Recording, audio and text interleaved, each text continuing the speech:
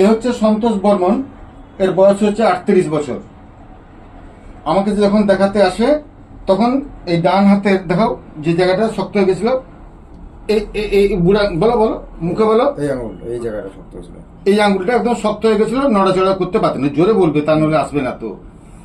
এবং এই right side ধরে অর্ধেক তার যন্ত্রণা এবং তারা শেষে হয়ে গেছিল অবসভাব, আর ট্রেমেন্ডাস উইকনেস, সিভিয়ার উইকনেস, ঘুম বলতে কোনো পদার্থ ছিল না।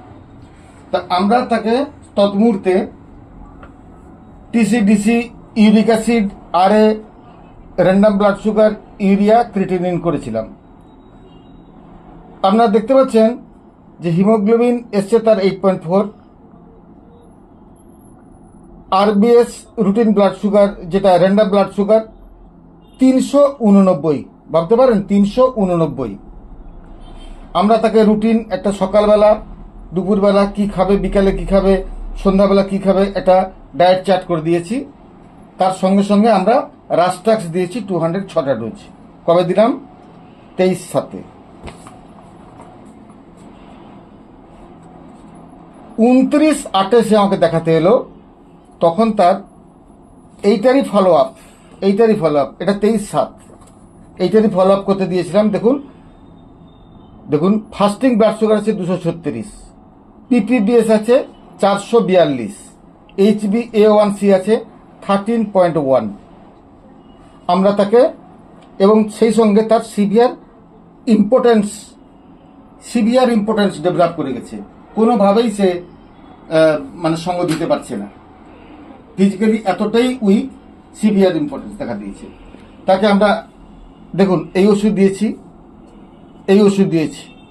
লাইকোপোডিয়াম 200, লাইকোপোডিয়াম 1000 দিয়েছি। 4 দিন পরে, 7 দিন পরে স্যাকল্যাক দেওয়া আছে। দেখুন আজকে হচ্ছে 28/10, সে রিপোর্ট করেছে 19/10। নাইদার ইনসুলিন নর এনি অ্যান্টিডায়াবেটিক অ্যালোপ্যাথিক ড্রাগ। রিপোর্টটা দেখুন, ফাস্টিং ব্লাড সুগার ছিল কত? 236, হলো কত?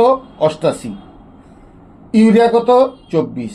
দেখুন ইউরিক অ্যাসিড 2.27, ক্রিয়েটিনিন 0.85। তো হোমিওপ্যাথিক মানেই, ডায়াবেটিস মানেই হচ্ছে আমাকে ইনসুলিন নিতে হবে, এটা ভাবার কোনো কারণ নাই।